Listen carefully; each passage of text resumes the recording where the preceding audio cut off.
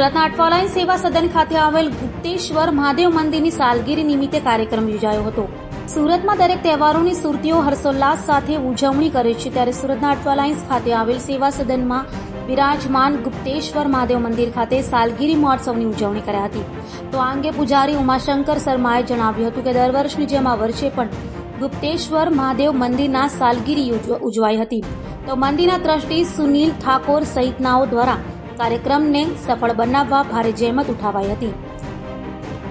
આજે શનિ જયંતિના શુભ जो દિવસ નિમિત્તે અહીંયા ગુપ્તેશ્વર મહાદેવ ભગવાનનું जो મંદિર છે આપણા કલેક્ટર કચેરીમાં, આમાં આજે અમે બધા લોકો ભેગા થયા, પ્રભુના આરતી કરી જોઈએ અને આશીર્વાદ લીધા શનિદેવ ભગવાનના।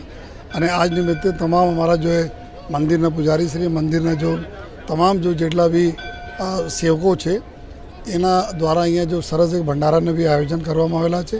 પ્રસાદ પણ લીધા અને આજનો એક શુભ દિવસ ભગવાન શનિદેવ જો ન્યાયના દેવતા છે જો આ બધા ઉપર ખૂબ આશીર્વાદ રાખે અને તમામ લોકો જો પબ્લિકના મદદ કરે, કોઈ સાથે નડે નહીં, કોઈને ખરાબ નહીં કરે, એવા જો ભગવાનના એક આશીર્વાદ બધા ઉપર રહે છે। અને ફરીથી આજનો શુભ દિવસ અમે સુરત શહેરના પ્રજાજનોને શનિ જયંતિની ખૂબ ખૂબ શુભકામના આપું છું। જય શનિદેવ।